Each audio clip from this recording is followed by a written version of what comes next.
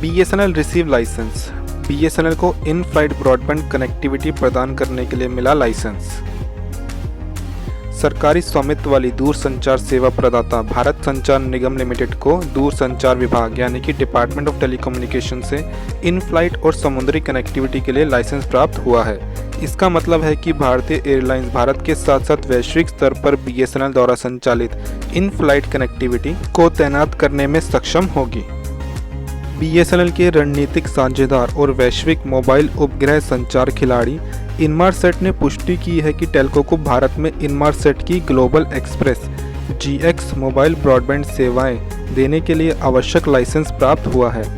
In flight and maritime connectivity license के तहत GX सरकार, विमान और समुद्री क्षेत्र में भारतीय ग्राहकों के लिए उपलब्ध होगा। इन फ्लाइट कनेक्टिविटी के लिए GX तैनात करने वाली उड़ानों के साथ साथ भारत की वाणिज्यिक समुद्री कंपनियां भी प्रभावित जहाज संचालन और चालक दल कल्याण सेवा के लिए अपने जहाज़ों के डिजिटलीकरण को बढ़ाने में सक्षम होगी। BSNL का लाइसेंस यह भी सुनिश्चित करेगा कि GX सेवा सरकार के साथ साथ अन्य उपयोगकर्ताओं को भी दी जाए। ग्राहकों और भागीदारों के लिए सेवाओं की चरणबद्ध शुरुआत होगी।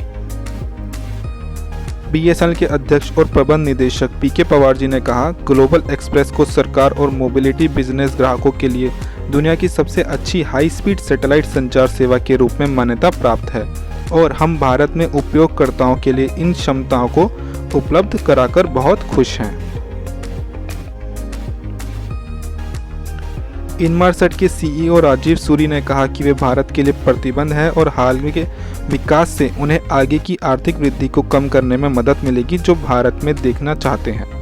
हम इस साल के अंत में अपने यात्रियों को इस अभूतपूर्व कनेक्टिविटी सेवा की पेशकश करने की उम्मीद कर रहे हैं जब हम अपना नया बोइंग 737 मैक्स विमान पेश करेंगे।